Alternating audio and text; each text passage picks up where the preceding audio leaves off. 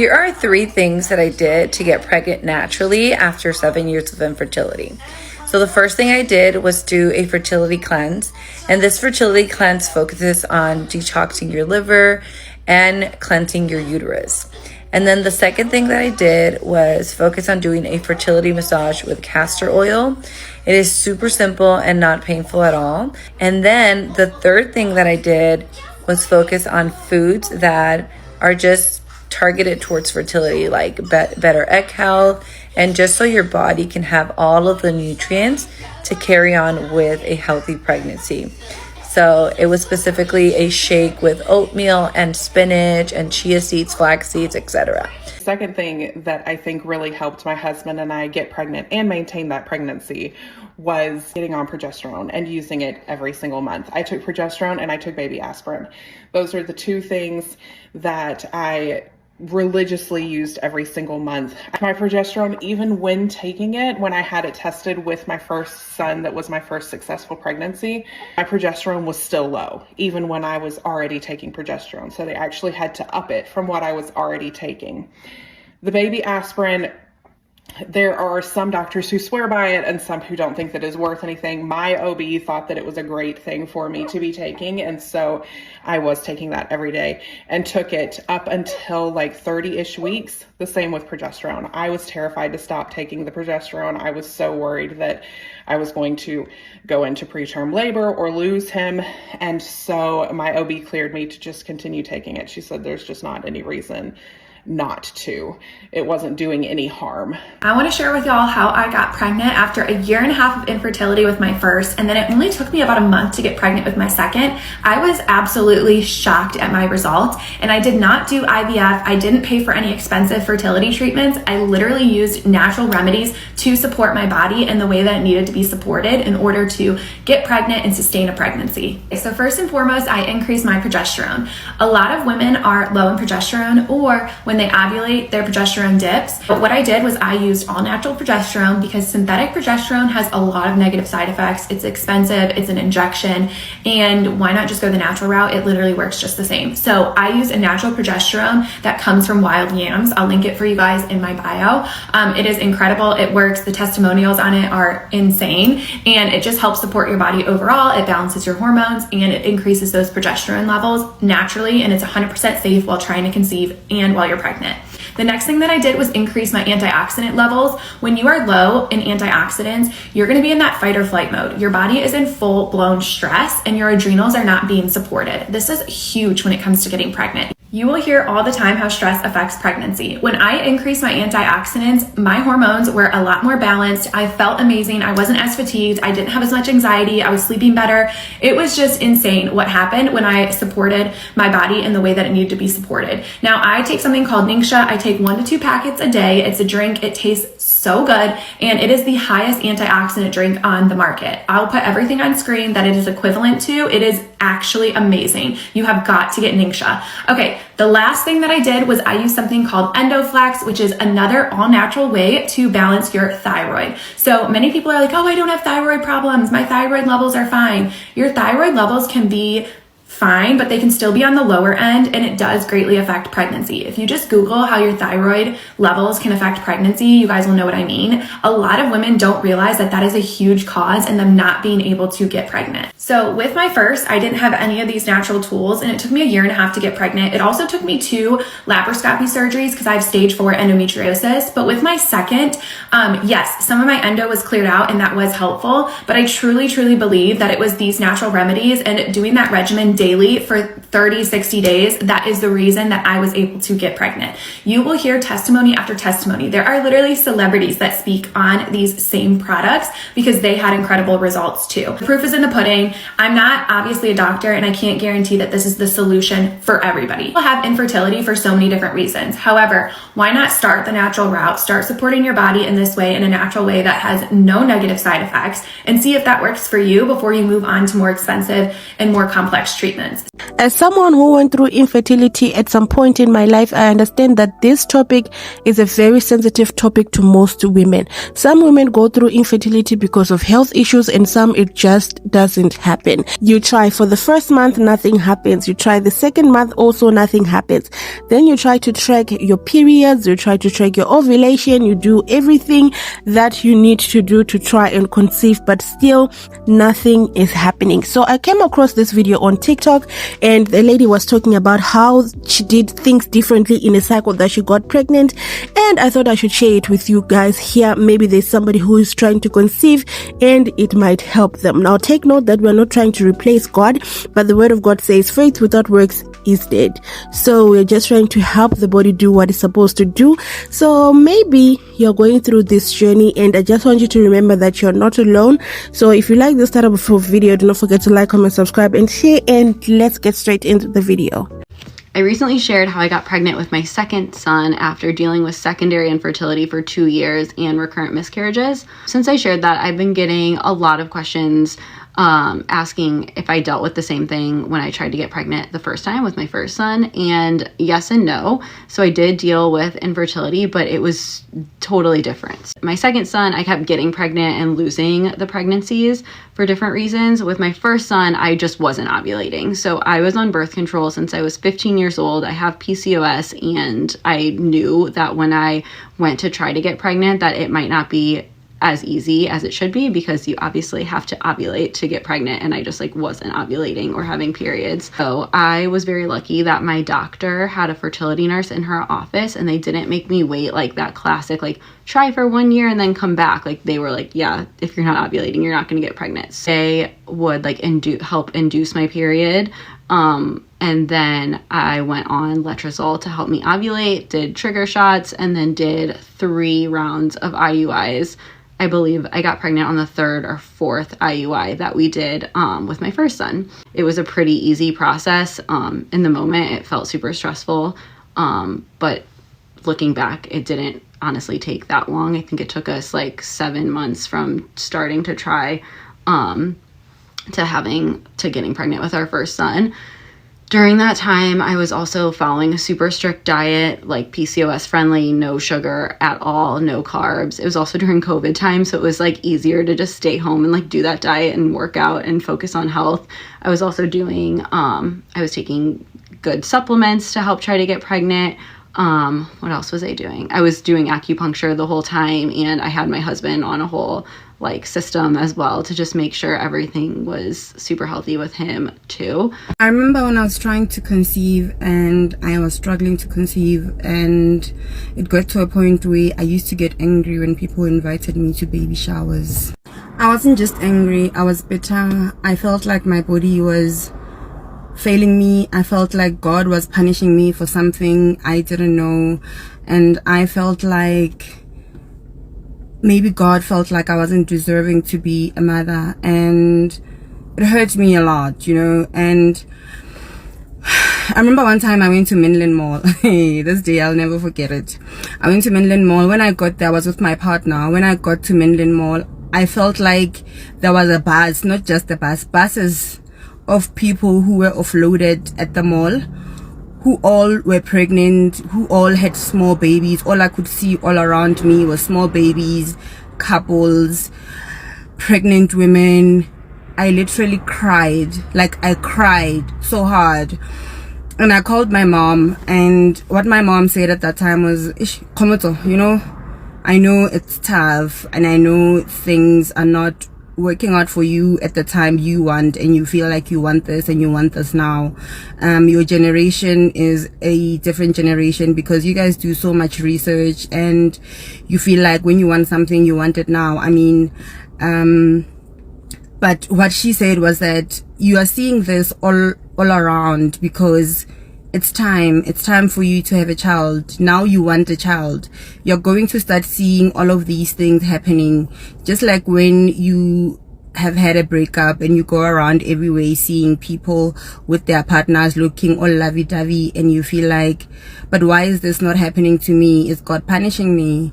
And she said to me, free your heart, pray about it, and just ask God to give you the strength and the patience to wait for your time to come.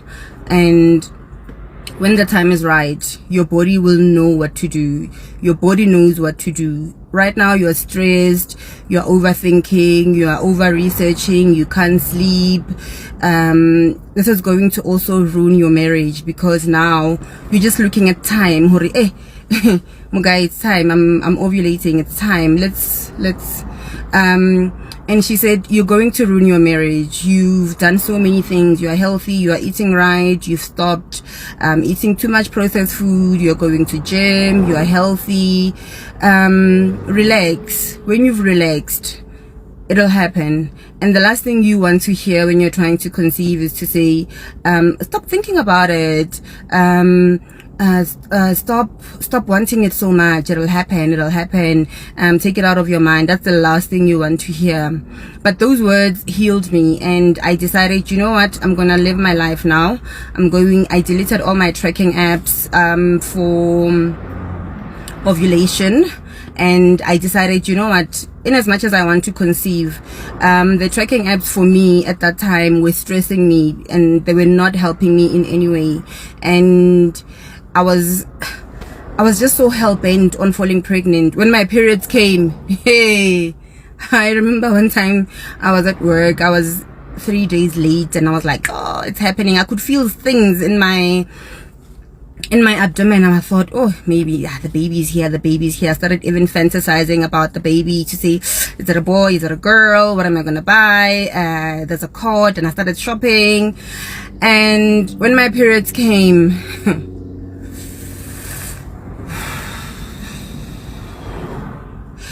it felt like my world was falling apart.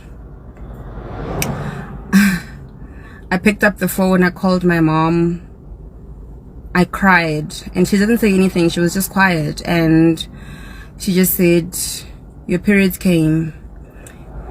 I just cried. I couldn't even answer her, and she said, I love you. You're going to be fine.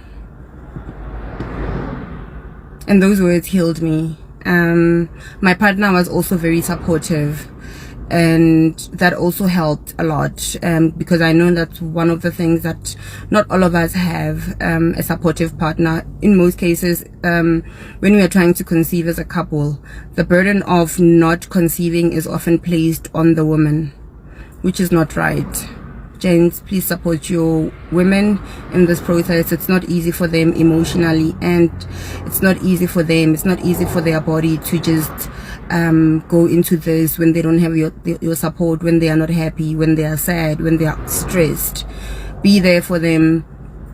And ladies, I'm here for you. Feel free to DM me or WhatsApp me on 065-225-2525, and let's have these conversations. Remember to follow me on Instagram. It's _Yoni Healing, and our website is yonihealing.co.za.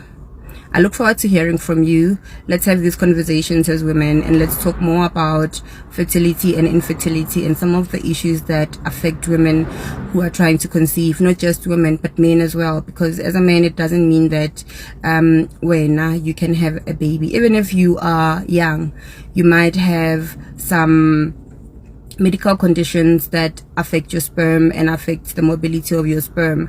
So let's be open about this as our generation and help each other.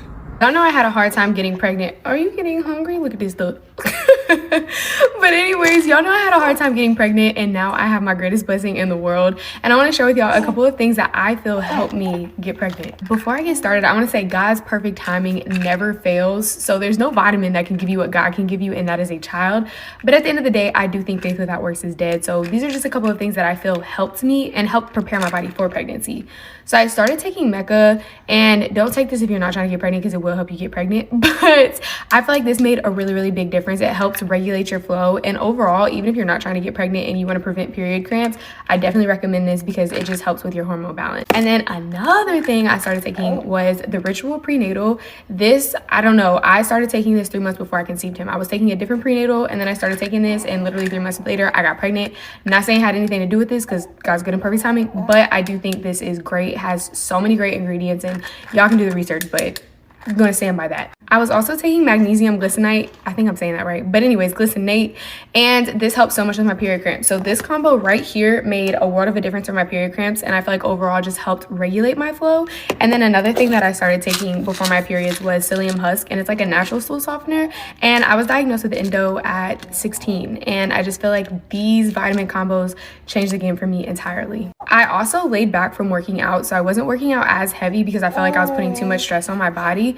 And another thing I did was just stop thinking about it. Literally just stop thinking about it. And that's when I got pregnant. But I was also tracking things with my Aurora ring. So I was wearing this and I synced it with natural cycles. So you're able to like track your temperature, and it helped me understand my ovulation windows so much.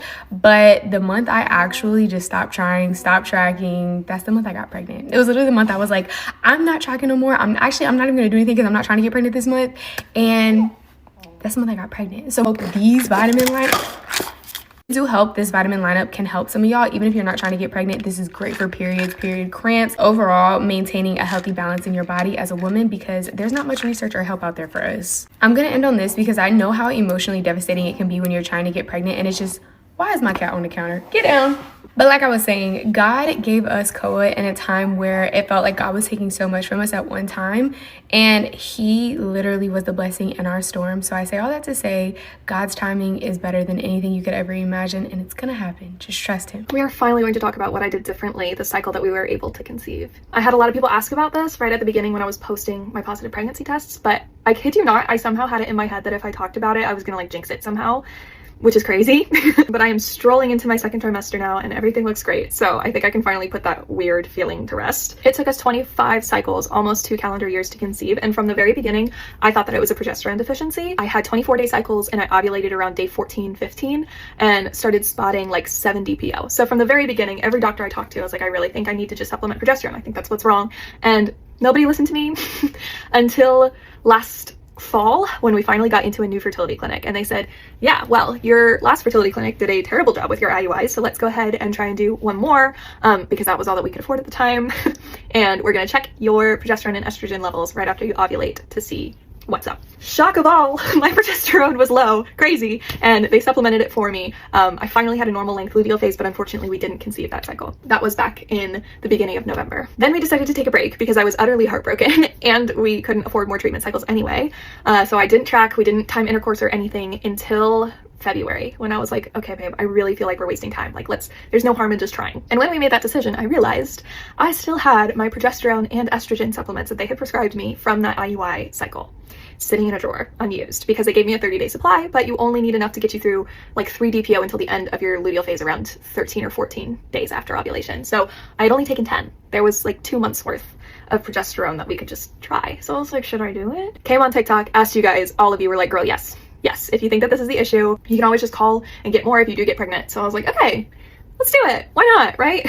So starting at 3 DPO, I began taking the progesterone. It was the suppository version. I've heard that the oral version of progesterone doesn't absorb as well where it needs to be. So I'm glad that they gave me that, and oral estrogen as well, because I was like, they gave me both, I'll take both. I had also read a lot about baby aspirin and how that can help with implantation. And in my soul, I thought that my issue was either lying in the progesterone deficiency or something going wrong in implantation. So I was like, okay, I'll take baby aspirin. It was like the one random thing that I hadn't tried. I think I started that like 1 or 2 DPO actually. I was also taking extra vitamin C and my inositol supplement. I was using the Ovasitol from Theralogics. That's actually what my fertility doctor at the new clinic recommended that I take. I had only been taking that again for like a few weeks though by the time this cycle started. I was very taken aback with how bloated and gross I felt with all of the progesterone and estrogen, but I was like, whatever, it's fine. I really noticed it getting intense at 6 DPO. I don't believe I had implantation that early. I don't think it could have been pregnancy symptoms that early. I really do think it was just those supplements,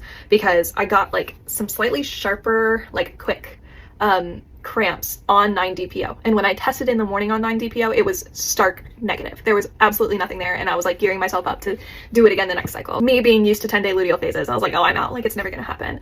And then the next day, my temperature went up by another half a degree. I felt weird and off. You can go back and watch my first pregnancy test video if you want to see. That is the day that I took a test, and there was a very, very, very faint line. That night I took another one and it was darker, and then the next morning I got a positive on a digital test. So I was like, okay, this is really happening. I had to immediately call our fertility clinic to get in with them, because I was like, hey, I know I probably shouldn't have done this, but I've been taking the progesterone that you guys prescribed me back in the fall, so I really want to come in and get some blood work. And they were very accommodating. They got me in like the next day. Now, obviously, talk to your doctors, okay? You can't, at least in the US, you can't get your hands on progesterone and estrogen without a prescription, unless you do like the creams and stuff like that. But with the baby aspirin, I just want to warn you guys, because like, I don't know if that actually helps me conceive. However, I went in at 6 weeks for my first ultrasound to make sure it was in the right place and everything, and we found subchorionic hematomas, and those continued to get bigger and bigger and bigger and bigger until I think like 9 weeks. But at about 8 weeks, my doctor asked, like, oh, are you taking baby aspirin?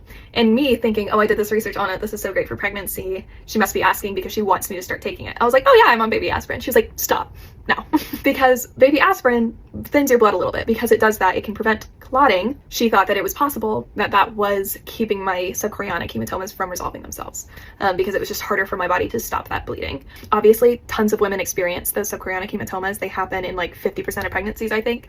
I have no idea if the baby aspirin was actually making them worse. I did stop taking it, and it still took a couple weeks for it to start getting smaller. But I do feel like it's important for me to let you know that that happened, because if you start taking that, since it is over the counter, you don't have to get it from a doctor. So just make sure that you're being monitored and that everything is okay. If you do end up with a subchorionic hematoma, which might have nothing to do with the baby aspirin, could have something to do with the baby aspirin, talk to your doctor about the benefits of continuing to take it and whether or not you should. But yeah. Here's part one of how I conceived my twins after being told that we had a 1% chance of conceiving. So around 2 years into our relationship, we decided that we wanted to start trying for a baby. This ended up being an absolute ordeal. I know for a lot of women it's very difficult to get pregnant, and that was definitely the case for us. We were trying to get pregnant and it just was not happening. I was tracking my ovulation every month.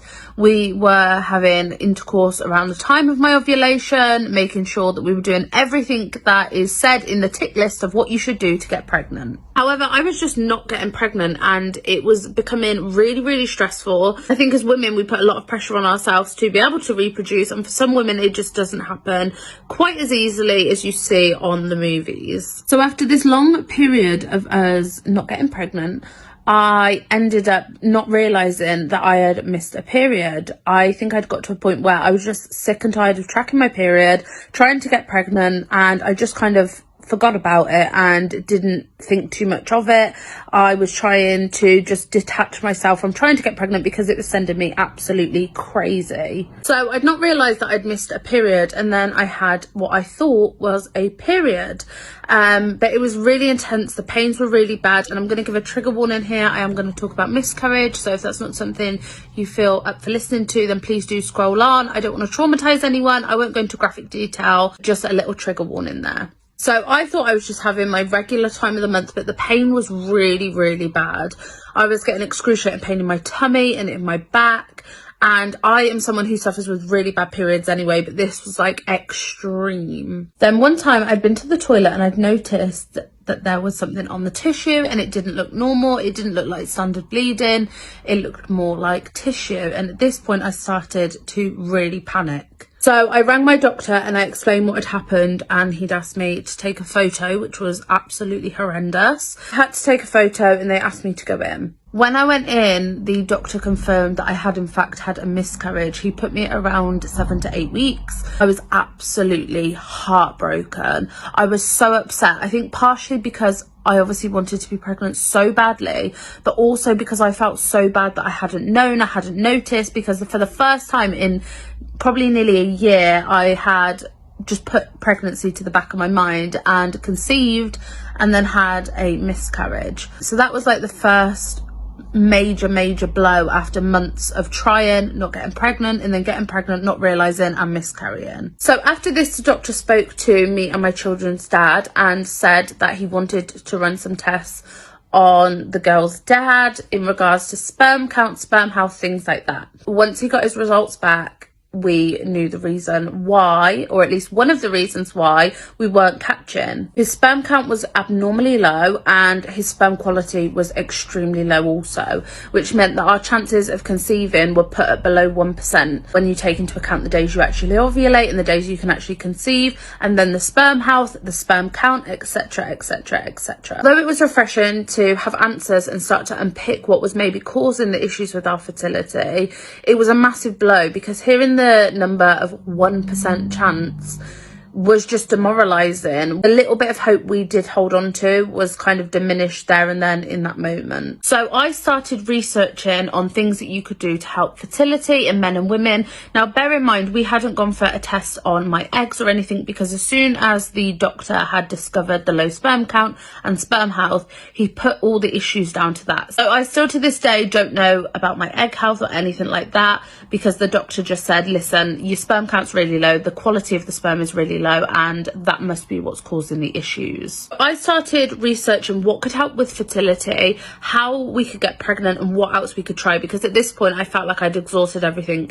I was tracking my ovulation, I was tracking my periods, and it was driving me insane. Every single month I would come on my period and be manically depressed for weeks because I just wasn't catching, and it felt like every single person I knew was getting pregnant and I couldn't get pregnant, and it was sending me crazy. So I started looking into the herbal route and looking at what people did across the globe in regards to fertility, what I could take to help me, and I came across maca root. Now if you are struggling to conceive, please hear me when I say this.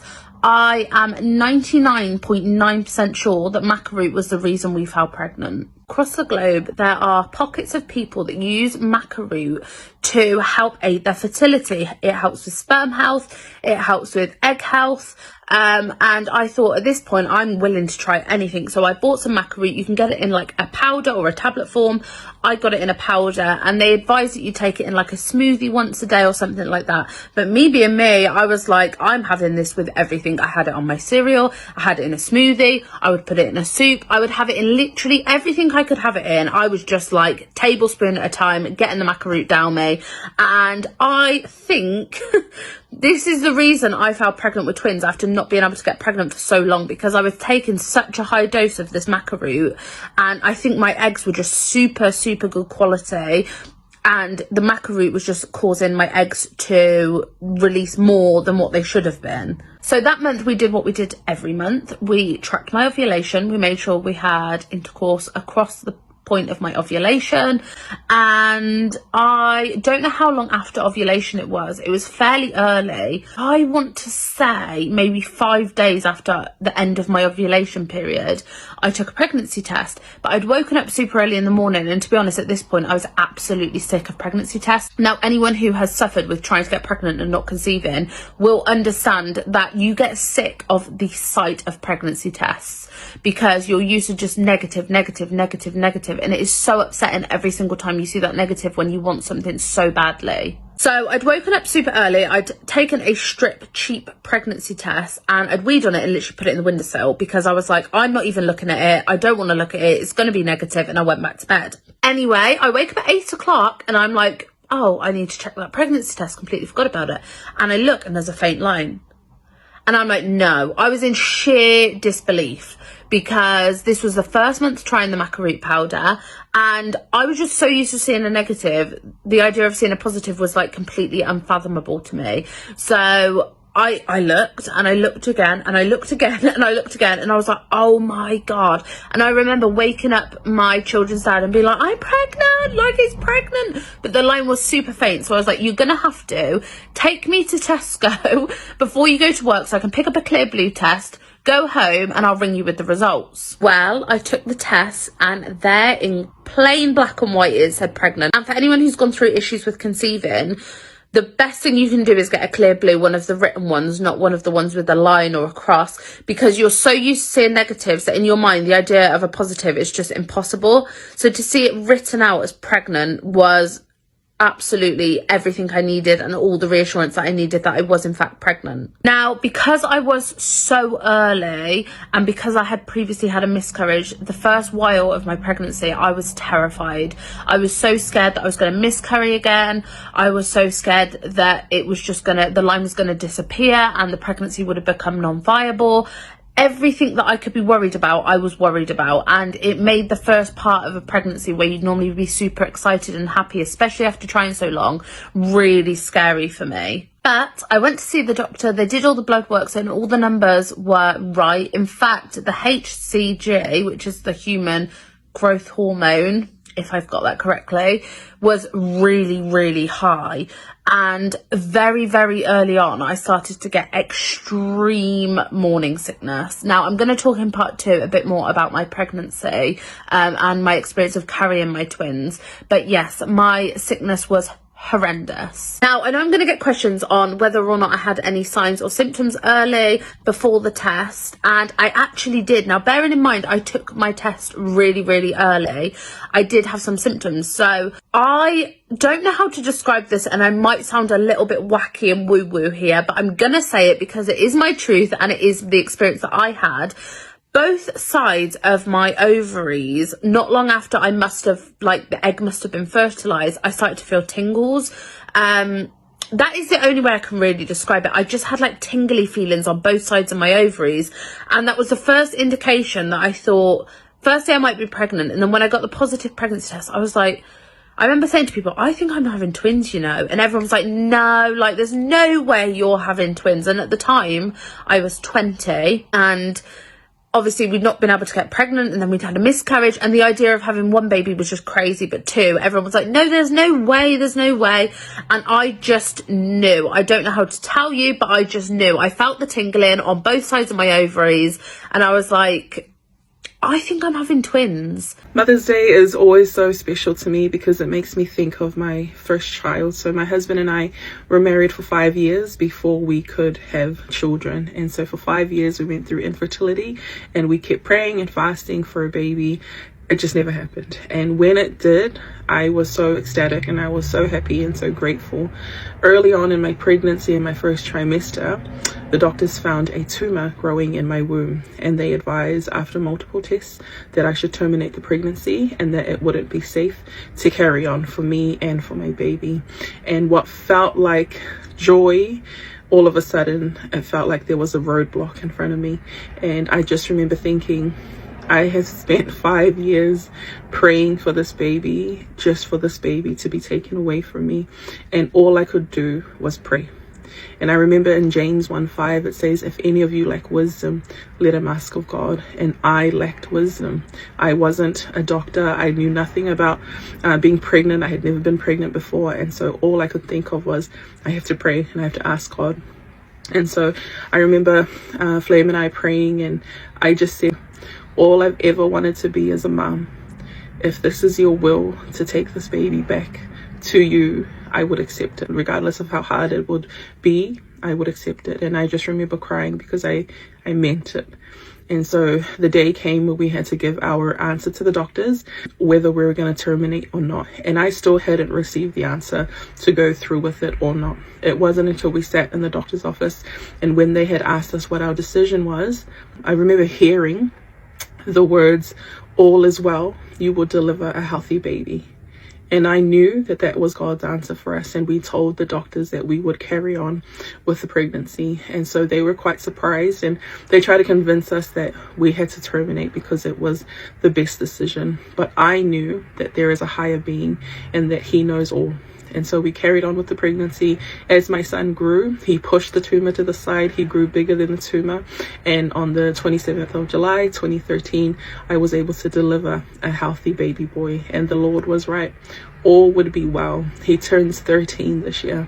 And I often think, had I listened to the doctors, had I not inquired of the Lord, had I not prayed, we wouldn't have had 13 years of joy, 13 years of happiness, 13 years of love. And so Every Mother's Day I give thanks because of the one who made me a mother, and it's been the best 13 years. So 12 months after I gave birth to Ephraim, I was able to go in and have surgery to have the tumor removed. And so we have 3 boys. So my oldest son is named Ephraim, my second is Elias, and our third is Elijah.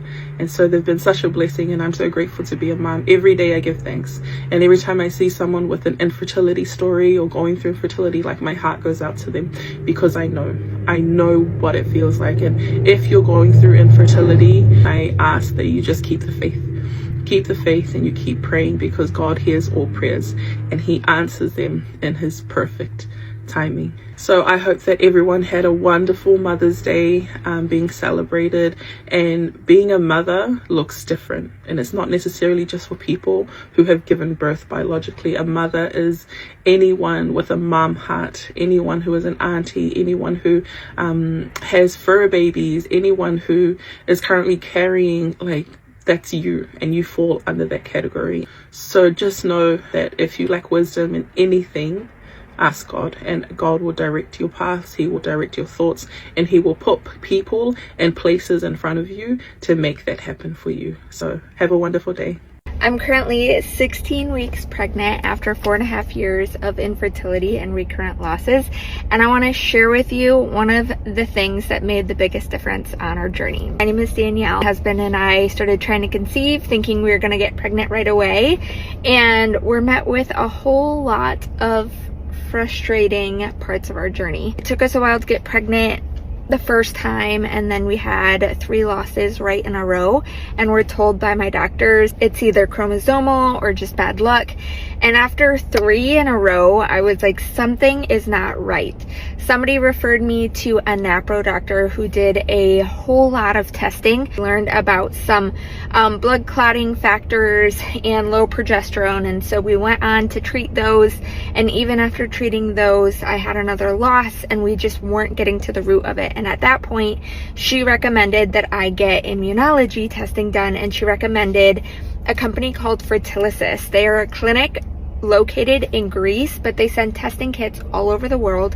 And so we decided to dive in. They ended up doing the recurrent pregnancy loss panel, which looks at both the female microbiome and reproductive immunology, both autoimmunity, which is my own immune system, and how my husband and my immune systems work together. Like, there were things that we were testing for that I had never heard before. We also ended up doing the male microbiome and the sperm DNA fragmentation. We kind of were like, let's just test all of the things, because we had never heard of testing like this. And honestly, we were desperate to find answers, because nothing we were doing was helping us understand what was actually going on. What we learned was I had a bacteria in my uterus that was causing something called endometritis, which is an infection in your uterus that can really cause issues with implantation and recurrent pregnancy loss. We also learned that we had some immunity issues. My cytokines were elevated just in my own immune system, but between my husband and I, we learned that our immune systems were too similar, which was honestly heartbreaking to hear, that basically your immune systems are incompatible. So learning this information was really eye-opening and helpful to know, like, okay, there's something going on deeper. One of the things I love about Fertility is they don't believe in unexplained infertility, mainly unexplored, and these were things that had just never been tested before. Having this information helped us be able to create a plan to both treat the infection, treat the immune issues, and make sure that my body was in a place where it felt supported in order to support a healthy pregnancy. After doing that, and then doing one more surgery where we found scar tissue from a surgery I had a year ago, we ended up getting pregnant, and we've never made it this far before, and we're just so grateful. The testing that we did with Fertility has played a huge part in our journey, and I'm just a big believer in what they're doing, and I want as many people on infertility and recurrent loss journeys to know about them as possible, because one, they're incredible to work with, two, they're incredibly empathetic. They understand the pain of this journey and want to help you on your journey to your family. If you're curious and you want more information about our experience with Fertility, send me a message. You can use code Danielle at checkout with the recurrent pregnancy loss panel, and that'll save you some extra money. I honestly still can't believe that I'm 16 weeks pregnant. It feels like a dream, but I'm so grateful to Fertility for being such an important part of our journey, and I know we wouldn't be where we are at today without them. Since I announced my pregnancy, one of the biggest questions I get is how I finally got pregnant after 10 years. So let me take you through my journey with secondary infertility. After having my 10-year-old son, I tried for years to conceive again. I had every test, PCOS, thyroid, fallopian tubes, and everything came back clear. So funnily enough, around 3 years ago, I saw a gynecologist who told me there's nothing wrong with me. I already have a child and I have a chronic illness. So he basically said, just give up on having another baby. Yeah, of course, you know a male would say this, right? I left his office crying, devastated, and then I told my husband, that's it. We'll just keep praying, and if it happens, it happens. I don't want to pursue this anymore. Then fast forward to December 2023. Unfortunately, I had a miscarriage. It was an early pregnancy that I didn't know anything about. I was so devastated.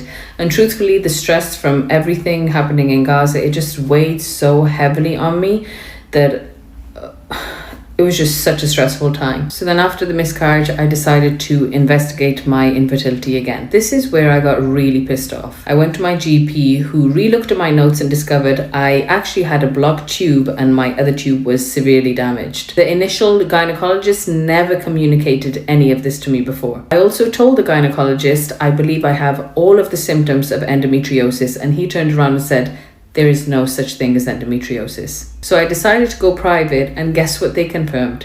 I have endometriosis. They suggested surgery, but I postponed it because of my chronic illness, and I was going to Malaysia as well, so I decided to deal with it when I came back from Malaysia. Fast forward to December last year, I was planning my next holiday, but something in my heart just told me instead, go Umrah, which for Muslims, it's pilgrimage where you spiritually reconnect and you do rituals to reconnect to your faith. For years, I kept saying, I'm not ready, but then I realized, what are you really not ready for? I wanted to reconnect to my faith, to refresh my soul and pray for everything that I've been yearning for. So I was ready. And believe it or not, after making that intention, without even realizing it, I became pregnant. I went back to the hospital in January, and another gynecologist bluntly told me I need surgery, IVF, and I need to lose weight. But the whole time, your girl was pregnant. And that's the truth. I didn't do anything special. None of the endless advice worked for me. The only thing that did it was turning back to my faith. It was almost a decade later, but it was God's timing. And I just wanted to say to anyone watching who's still waiting for their miracle, please don't lose hope, because I never did. Advocate for yourself and trust your instincts if you feel something isn't right. I know how heavy and lonely this journey can feel, but I pray with all my heart that your time comes too. I hope this helps. So my husband and I, we were trying for over 2 years to get pregnant with no luck. And we did try something different in the cycle that we ended up getting pregnant in. So those two things that we did, I will actually share the person that I found it from. I actually found it on TikTok. Anyways, the one thing that we did was okra water. So you just go to the store and you just buy okra. This is what we got. And you just soak it in water overnight, and then you drink it.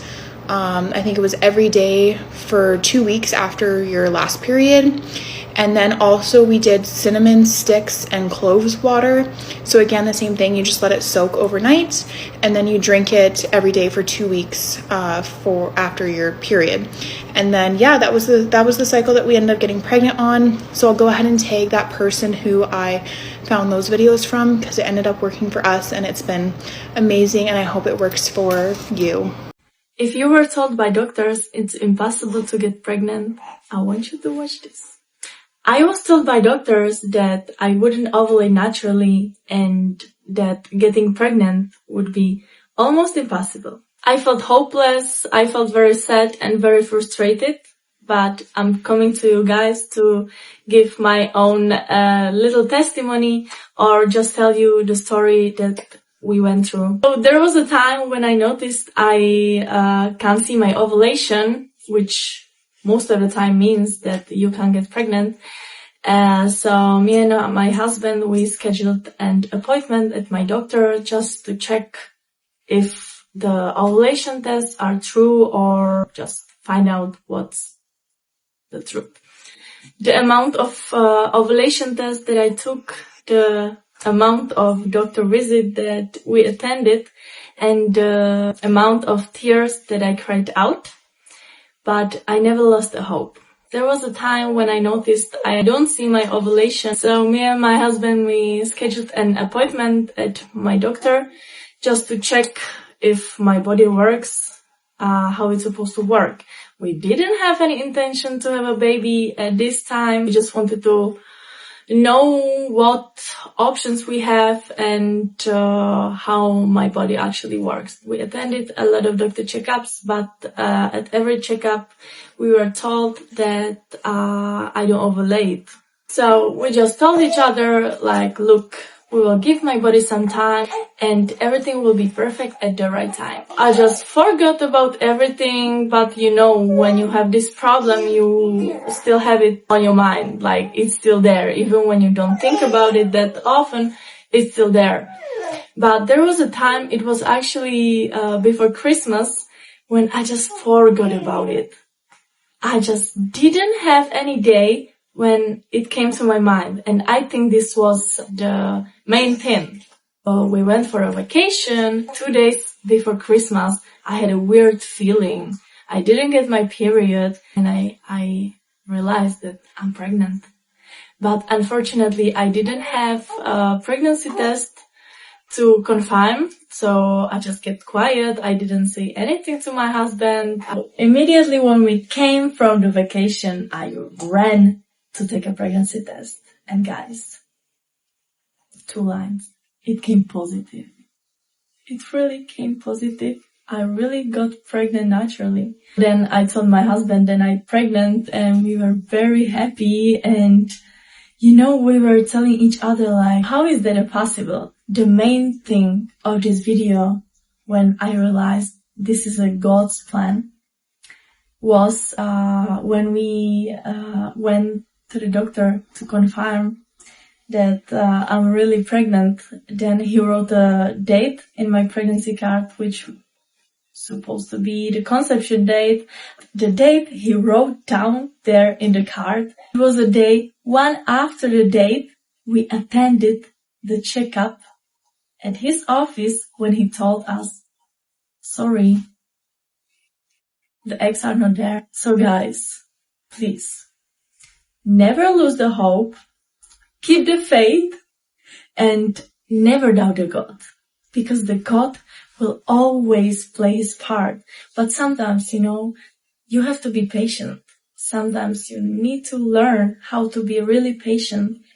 And the last thing, what I wanted to tell you guys, I remember the day we announced this beautiful news to our family, and my husband's sister told me, you see, Sophia, next time, watch what you pray for.